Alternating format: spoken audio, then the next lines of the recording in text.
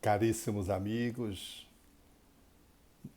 desta sociedade espírita com que eu me honro mais uma vez de poder, ainda que virtualmente, não presencialmente, estar presente,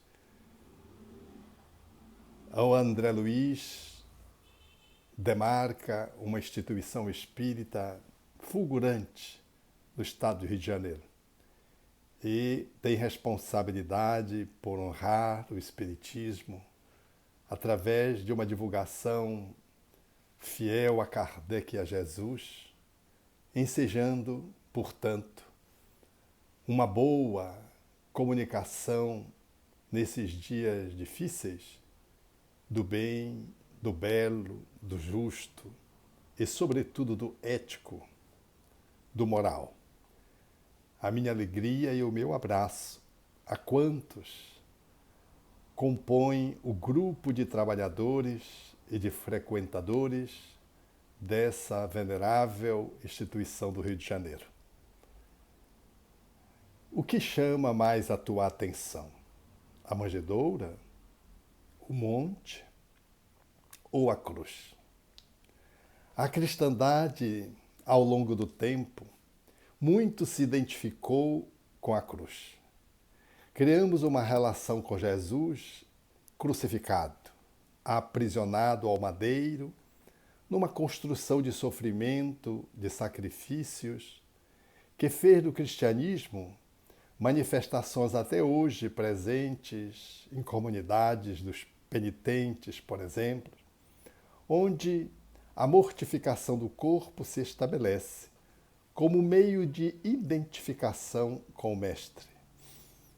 A figura de Jesus crucificado nos amuletos fazem parte de todos os adereços que a humanidade hoje cristã usa para fazer menção à fé.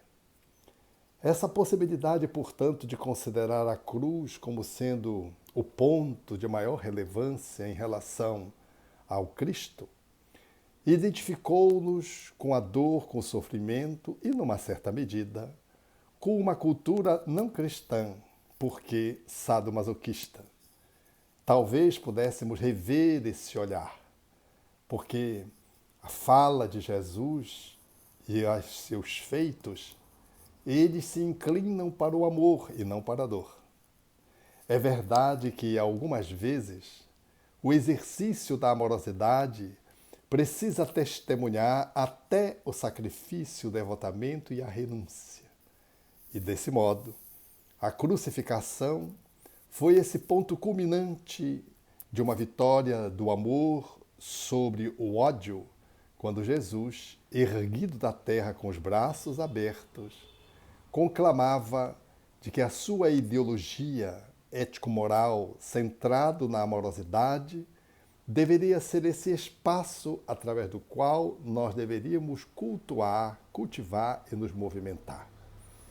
A cruz, numa perspectiva espiritista, foi apenas a consequência inevitável de um homem que amou muito e que, numa certa medida, incomodou os seus contemporâneos poderosos e firmaram-no numa cruz na tentativa de apagá-lo.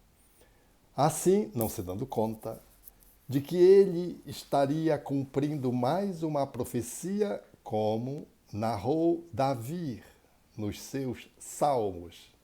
Quando se lê o Salmo de Davi, tem-se a impressão que está se lendo um Mateus, um João, um Marcos, falando da crucificação, mas na realidade era a profecia que anunciaria que Jesus deveria morrer crucificado. Ao tempo de Davi, não havia crucificação entre os judeus. A crucificação foi uma evocação de uma prática que os romanos trouxeram depois do domínio sobre os povos e recambiaram também ali para a Palestina da época. Mas não era uma prática vigente entre aqueles que compunham a Palestina. Era, portanto, absurdo conceber de que um homem seria crucificado. Mas Davi faz menção E quando se lê, percebe-se claramente de que é Jesus. Até a sua roupa, sua túnica, que estabeleceram sorte sobre ela, Davi fala. Quando você lê, você tem a impressão que é um apóstolo que está descrevendo a crucificação. Então, a crucificação foi o amor que ficou estrangulado na tentativa de ser sufocado pelo vício, o ódio, a revolta, mas que consegue altear-se acima de tudo e de todos através do devotamento e da atitude máxima de imolação num gesto de supremo demonstração de que o amor, quando ama, é capaz de poder voar. A cruz, ao invés de ser um peso, ela se transformou em asas. É nesse olhar que nós percebemos, na perspectiva espírita, que simboliza a cruz. A cruz são asas que Jesus nos deixou para que, através do amor, pudéssemos voejar por sobre as misérias humanas. Não é, portanto, uma conclamação a que soframos para sermos cristãos. É para que amemos, para nos identificarmos com Jesus. E que se o amor, para expressar-se, necessitar chegar até o cume da renúncia e do estoicismo, que assim se faça, como ele fez. Todavia, a crucificação não é de modo algum o ponto fundamental da vida de Jesus. Alguém pode dizer, então, é a manjedoura. A manjedoura é esse espaço extraordinariamente delicado, cuja palavra já nos incita a pensar em algo ingênuo, puro, amoroso. A manjedoura é efetivamente esse lugar onde Jesus escolheu nascer para, como diz o espírito André Luiz, que Jesus deveria dar um toque de beleza, encanto e luminosidade em todos os reinos da natureza. Os animais, os vegetais, os minerais e os próprios seres humanos e os espíritos, que bradaram ali nas proximidades entre os pastores, glória a Deus nas alturas, paz na terra. Aos homens e mulheres de boa vontade, diríamos na atualidade.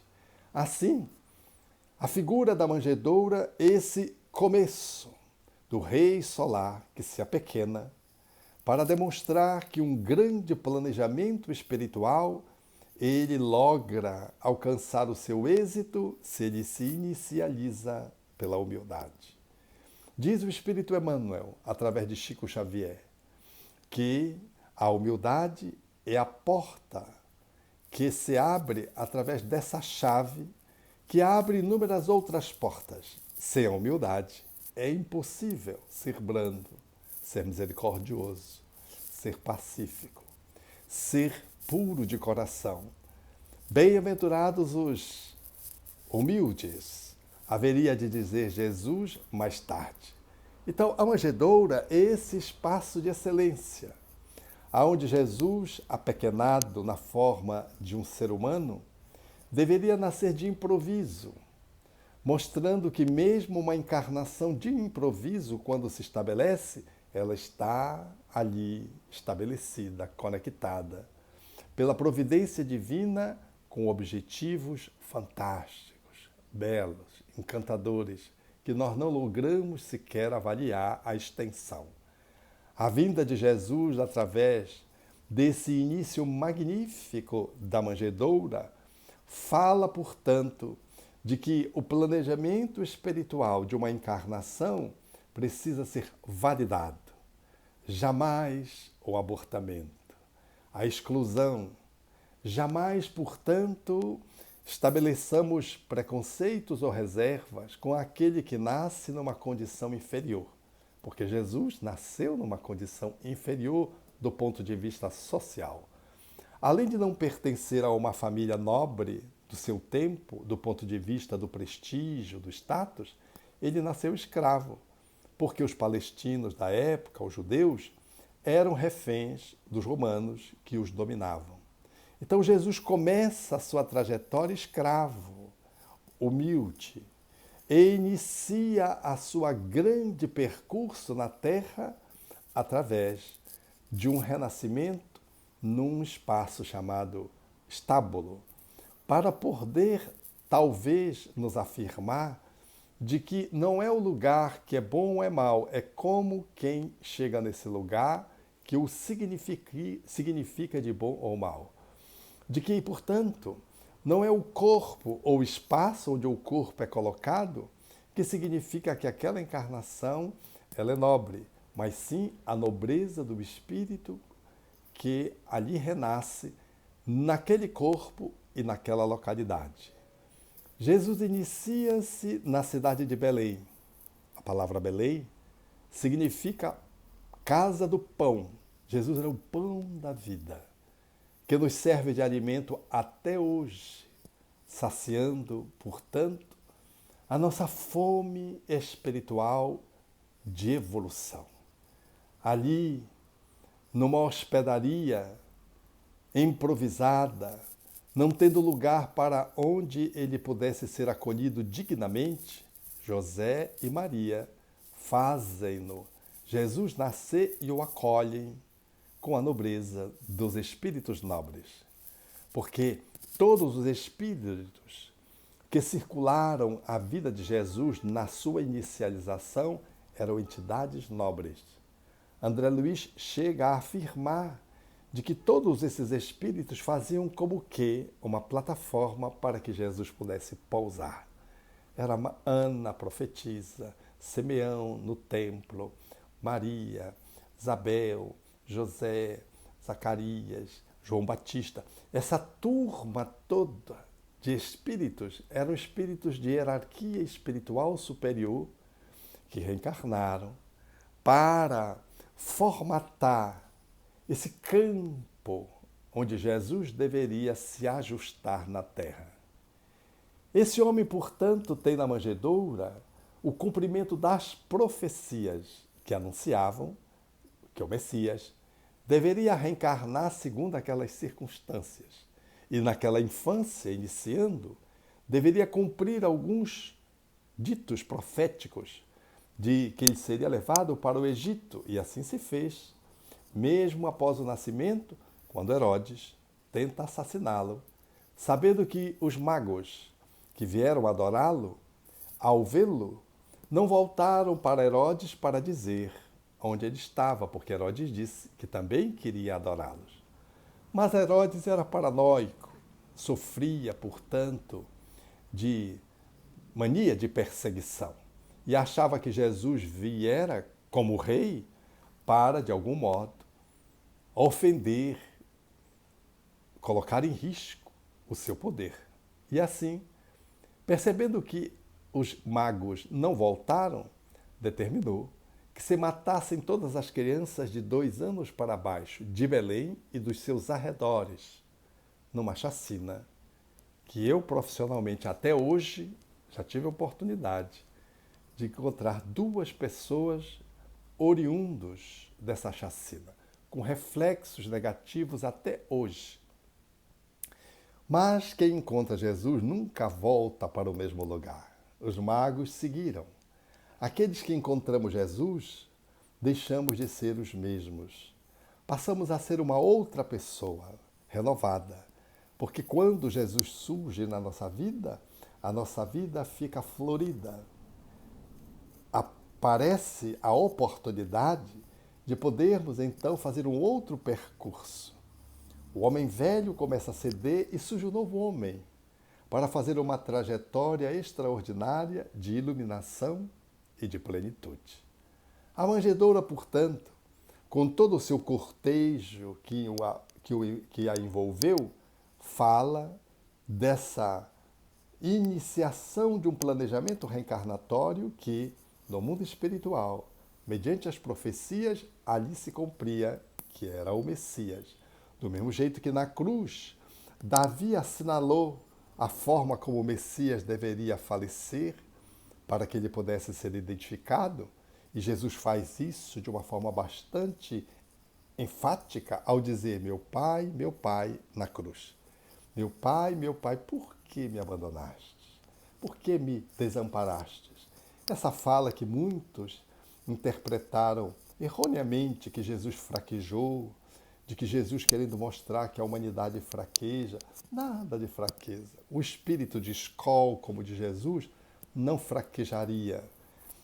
A sua estatura espiritual estava acima desses testemunhos humanos que revelam vulnerabilidade. Jesus era o Rei Solar, o Criador, o co-criador do planeta Terra, junto com outros espíritos puros. Jamais poderia ficar diante de uma cruz com medo e achar que Deus o abandonou temendo a morte. Quando ele diz meu Pai, Eloi, Eloi, lama sabachthani, ele está fazendo a evocação dos salmos de Davi. Ele está recitando o salmo de Davi.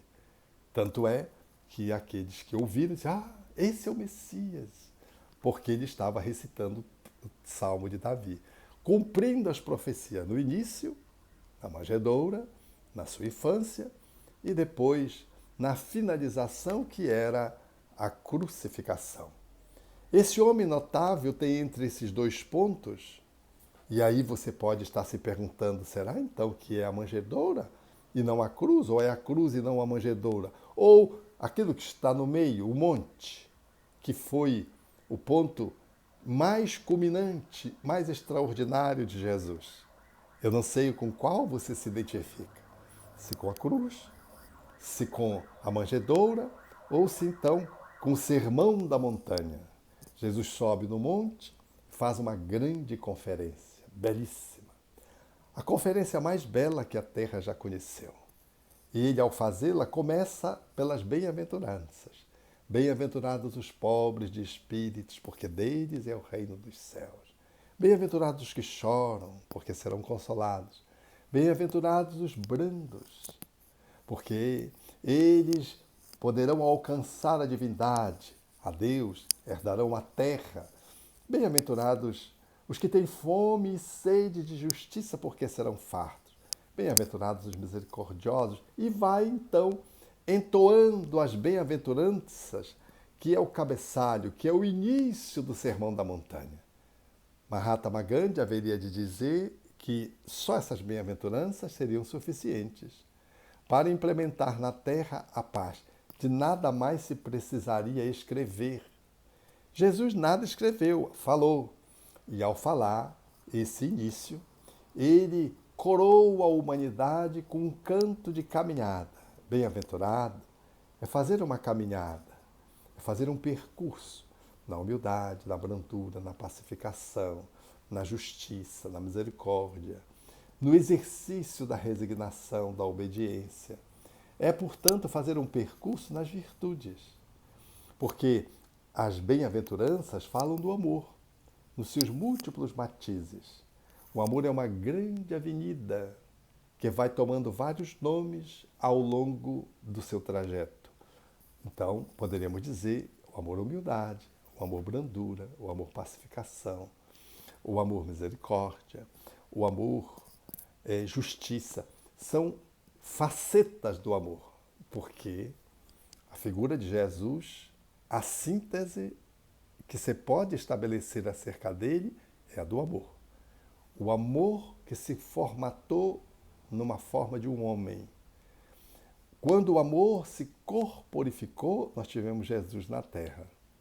Então, o Sermão da Montanha são os ensinos que Jesus traz, fazendo-nos menção, portanto, a essa carta de princípios que devem orientar os povos na construção da paz.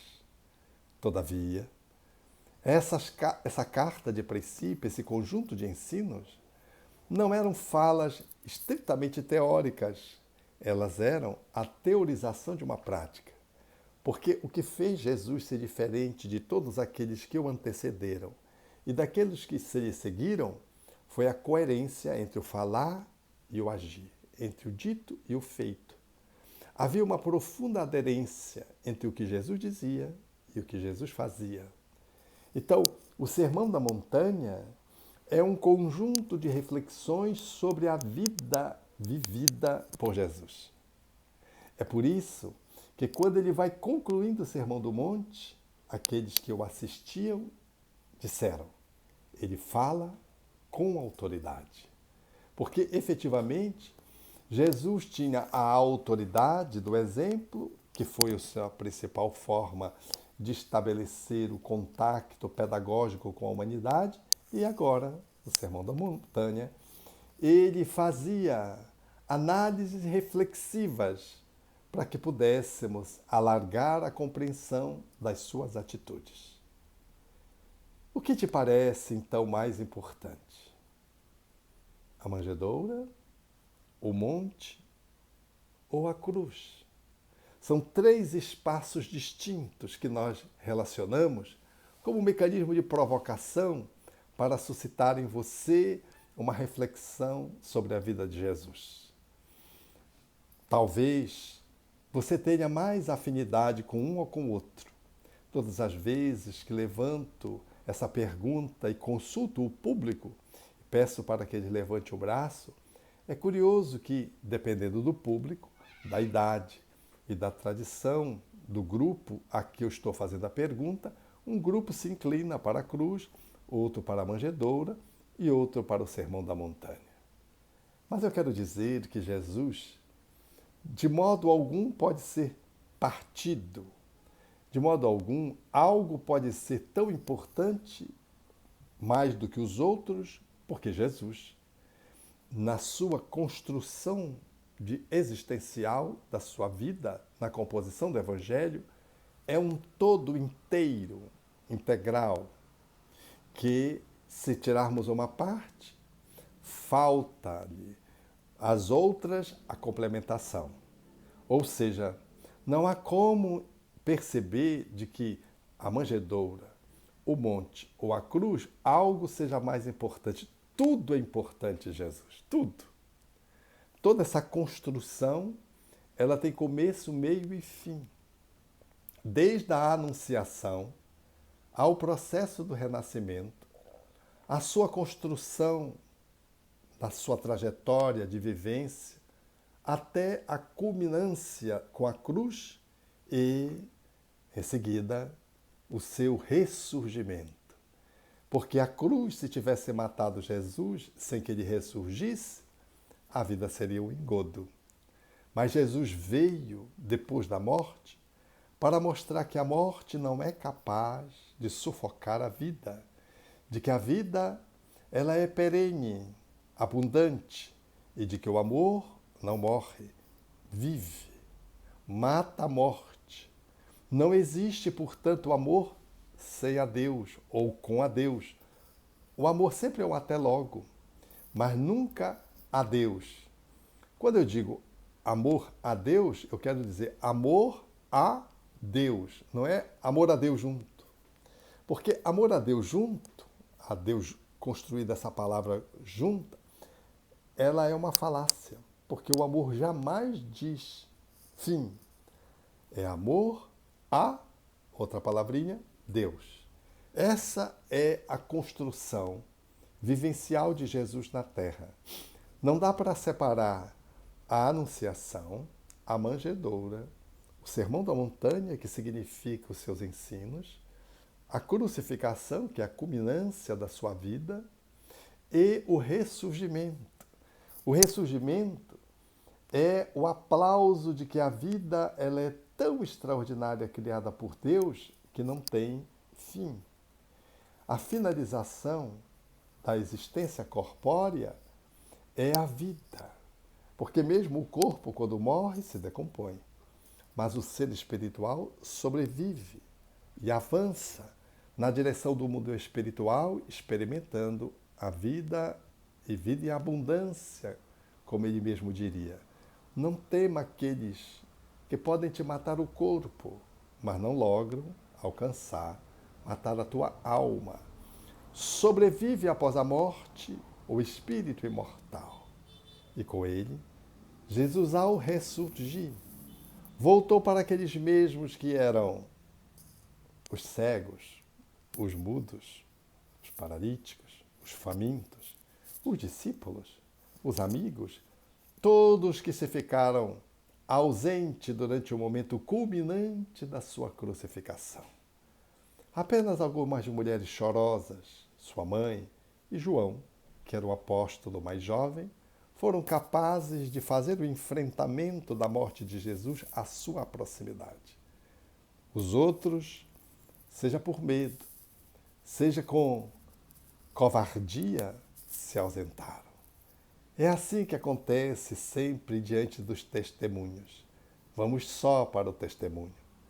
A nossa trajetória subindo o Gólgota, que é o monte da caveira, que foi onde Jesus foi crucificado, esse percurso de aproximadamente um pouco mais de 500 metros que Jesus fez, significa simbolicamente para nós de que todos seremos chamados a dar o nosso testemunho individualmente. Teremos um sirineu que vai nos ajudar a conduzir a nossa cruz, mas a cruz é nossa. Não podemos transferi-la ao outro. Ele nos ajuda, mas nós temos que seguir com ela. Essa possibilidade dessa compreensão faz-nos entrever, portanto, de que o ressurgimento foi a vitória do amor que ama, que perdoa a ingratidão. Porque matar Jesus foi a maior ingratidão que a terra já conheceu ao longo do seu percurso. Porque Jesus foi o espírito mais perfeito que a terra já conheceu, segundo a questão 625 de O Livro dos Espíritos, quando Kardec indaga aos benfeitores espirituais da vida maior qual era o espírito mais perfeito, mais puro, que Deus tinha nos enviado para nos servir de guia e de modelo. Ao que os benfeitores disseram, no dissílabo, Jesus. É a resposta mais sintética de O Livro dos Espíritos.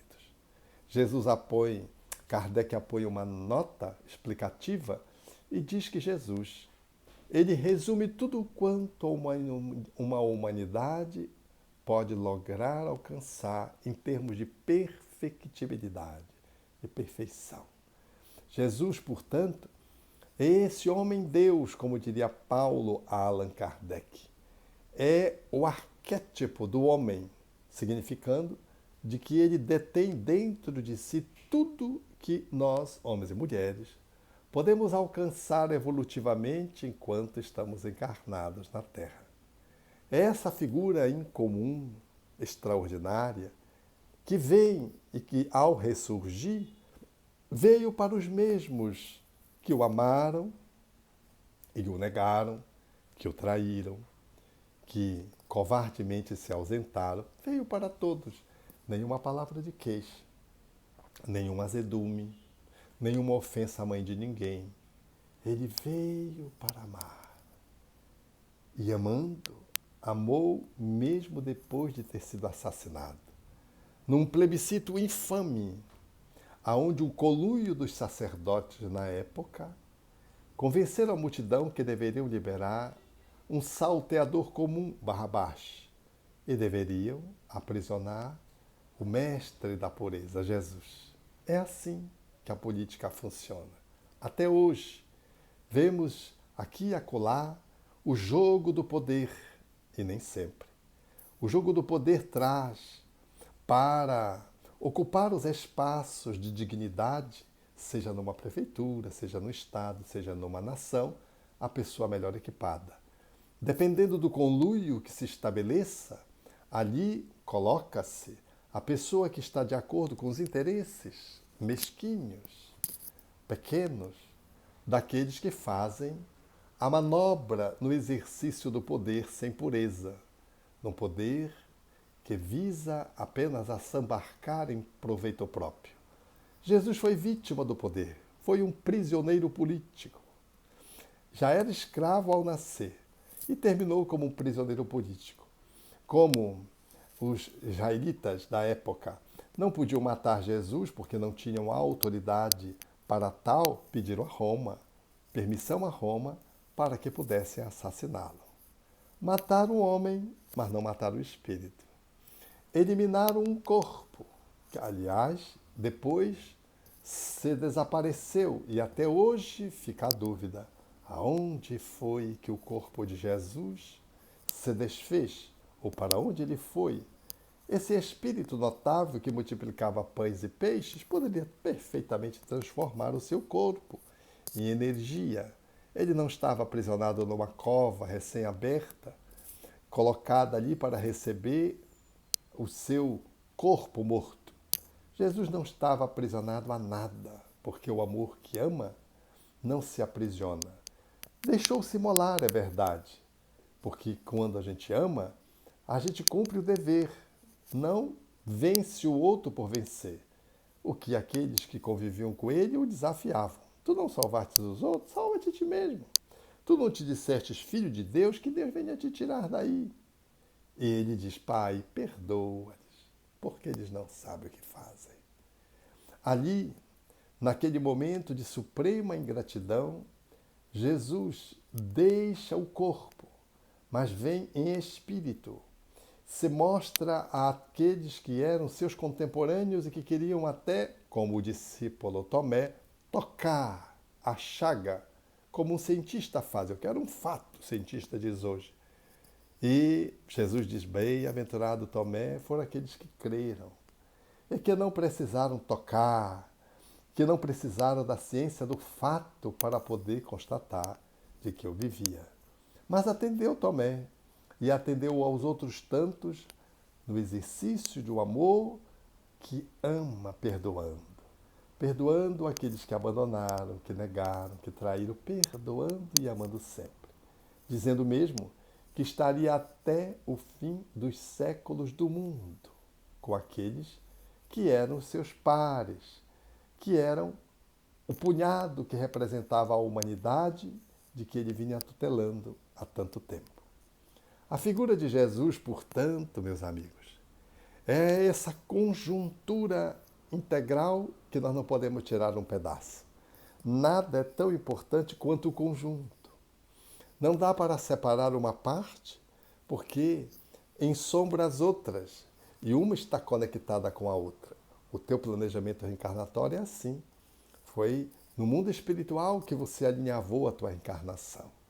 Depois veio o renascimento, pai, mãe, o corpo mais adequado à tua necessidade. Não o corpo perfeito, o corpo mais adequado à tua necessidade evolutiva, no estado, no país mais adequado à tua necessidade de crescimento espiritual. E um planejamento constando de pontos genéricos importantes que você deveria pontualmente experimentar. E entre esses pontos, o livre-arbítrio funcionando para que você pudesse fazendo a sua marcha, a sua tecedura evolutiva, de modo a que pudesse então chegar até o termo da tua encarnação, experimentando a desencarnação, vitorioso, voltando para o mundo espiritual de onde você veio. Esse planejamento, esse conjunto, ele nos chama a atenção na vida de Jesus para que nós, na nossa vida, também tenhamos o cuidado e a vigilância para fazer esse percurso até o fim.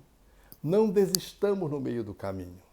Não abandonemos a trajetória corpórea pelo suicídio, pela viciação, pelo azedume, pelo ódio, aonde a gente vai consumindo as nossas energias físicas, deixando, portanto, maculada o nosso trajeto, desencarnando às vezes antes do tempo em função do nosso ódio, da nossa obstinação ao mal.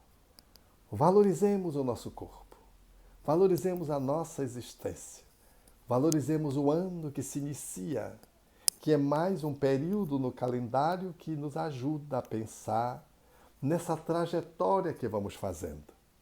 Não importa quanto tempo falta, importa o que fazemos com o tempo que temos. Porque Jesus viveu 33 anos aproximadamente. Em apenas 3 anos, ele sacudiu os alicerces da justiça e do amor na humanidade. Ele alterou o código de direitos e deveres dos seres humanos em 3 anos. Há pessoas que vivem longo tempo e fazem tão pouco, aproveitam tão pouco. E há pessoas que em tão pouco tempo fazem muito. Vejam Allan Kardec. Conheceu o Espiritismo tardiamente, os espíritos, e foi codificar a doutrina espírita, e em tão pouco tempo produziu tanto. É admirável ver como Allan Kardec conseguiu fazer com que a doutrina espírita emergisse no Pentateuco e em tantas outras obras, mais de 20 publicações, o codificador, aproveitando o tempo, até que o aneurisma pudesse lhe levar do corpo. É, portanto, nesse horizonte que devemos experimentar o ano 2024. Valorizar essa vida que comporta a história das nossas vidas. Este amor que nos ama mesmo não tendo sido amado e que nos incita a podermos acirrar a nossa capacidade de poder vencer as nossas resistências para amar. Que o ano 2024, de todos aqueles que compõem, os trabalhadores e frequentadores da Sociedade Espírita André Luiz, possa ser demarcado pelo um alinhamento existencial com a vida de Jesus. Porque o berço é tão importante quanto a trajetória, como também a finalização. Mas o que vem antes e o que se segue à existência corpórea dão-nos a dimensão de que nós somos seres perenes e de que estamos numa escola que tem características também de hospital, de templo e de oficina de trabalho, nos ensejando, portanto, o aprender no caminho da iluminação. Que este ano entrante seja uma oportunidade de nós fazermos as pazes conosco mesmo, transformando a valorização do nosso renascimento na reafirmação de propósitos que alinhavamos antes de reencarnar. Que a trajetória evolutiva deva nos ensejar poder viver o bem, o belo, o justo, o verdadeiro, o nobre, o ético-moral, que faz tanta falta nesses dias, especialmente no Rio de Janeiro, mas no mundo inteiro. Mas no Rio de Janeiro, aqui de longe, em olhando, damos-nos conta de quanto a organização pública ou a desorganização pública, o aparato de Estado é de poder nos causar vergonha para nosso país. Há uma crise ética nacional, mundial, o planeta em transformação e nós sendo chamados a viver o cristianismo na pauta das nossas necessidades e dos nossos limites, mas vivermos o cristianismo. Não nos deixarmos engrupir pela corrupção, pela violência, pelo desânimo, pela depressão, pelo suicídio ou pelo homicídio. Vivermos o amor como Jesus viveu. Subirmos o monte das nossas próprias construções evolutivas para falar daquilo que fazemos. Procurar alinhar a nossa ética moral ao nosso comportamento, o discurso, a fim de que haja uma autoridade como Jesus detinha a partir do lar, ao lar. Jesus ficou 30 anos em casa, na atividade doméstica, atuando na carpintaria. Só depois ele foi para o ministério mais público. 30 anos, talvez, nos querendo dizer de que a nossa missão de cristianização da terra começa em casa. Porque quando ele era adolescente, foi surpreendido pelos seus pais, que perderam ele no grupo que caminhava de volta ali da Judeia para a Galileia, dando-se conta de que ele não estava presente no grupo, voltaram e encontraram no templo central de Jerusalém, encantando os doutores da lei com as verdades, com a sua graça, com a sua sabedoria.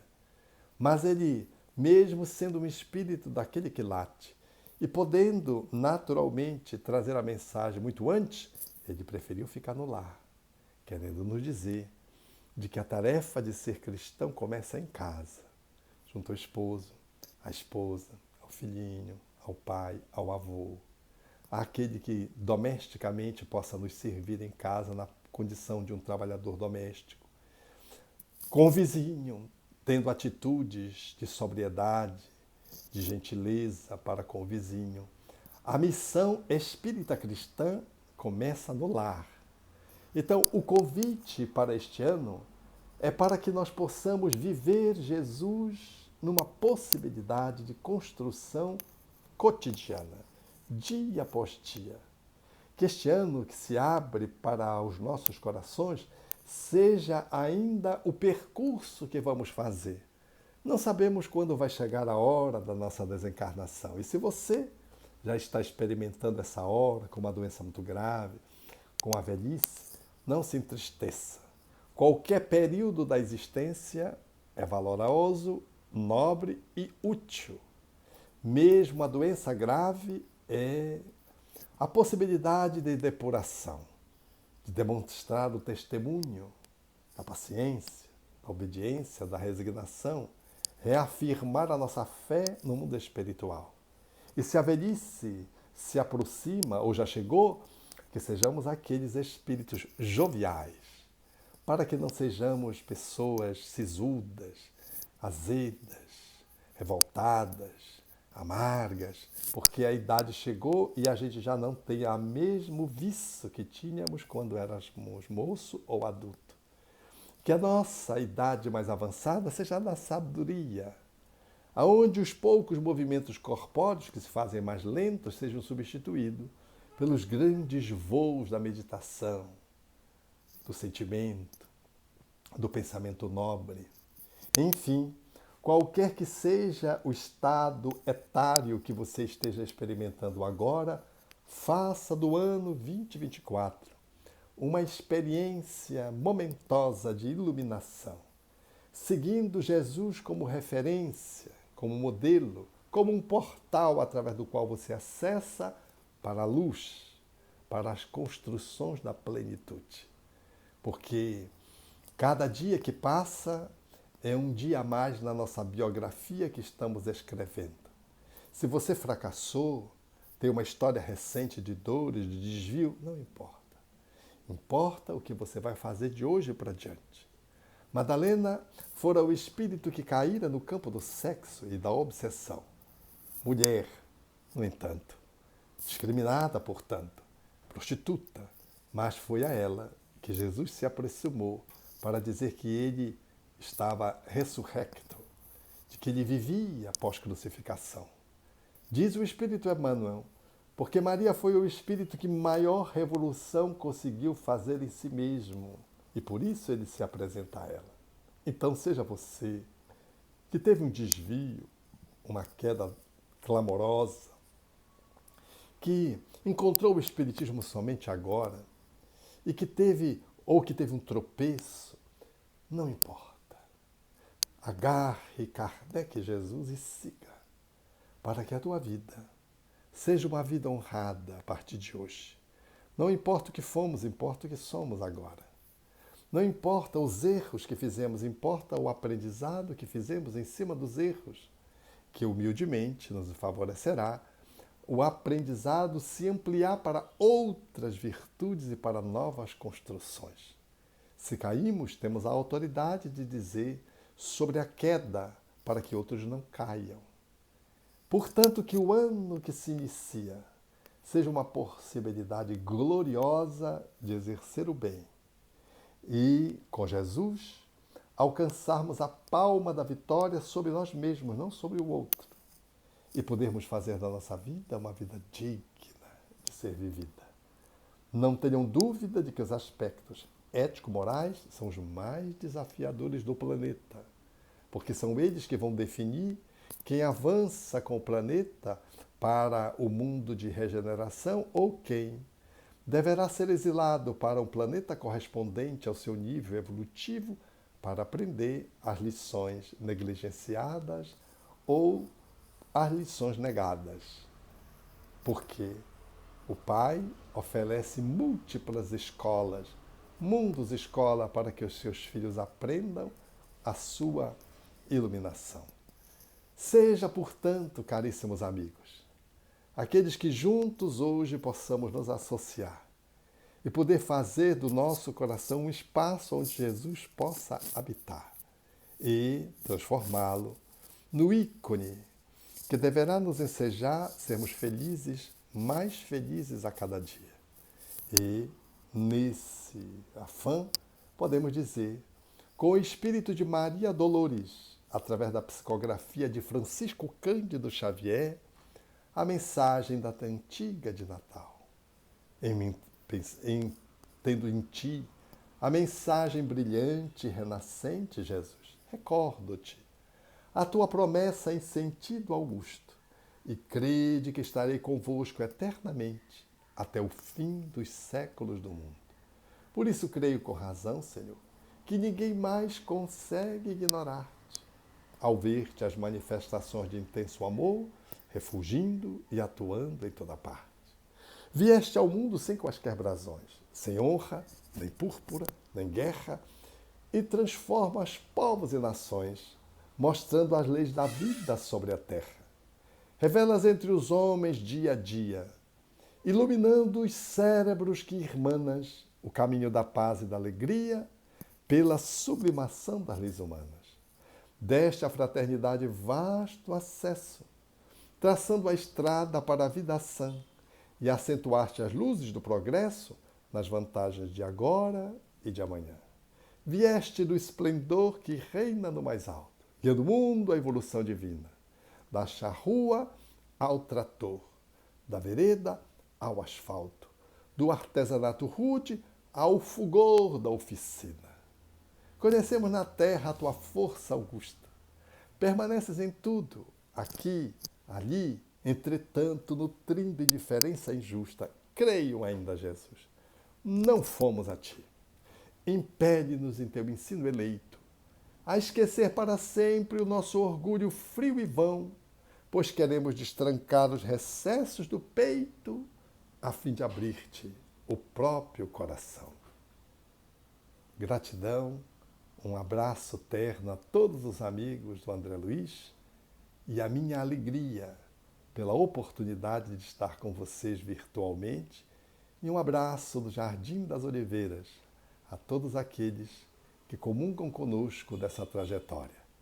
E vamos nos encontrando pelo Instagram, pelos nossos andanças e, quem sabe, futuramente, presencialmente no ano que vem, quem sabe, no próprio Rio de Janeiro. Um abraço e Deus conosco.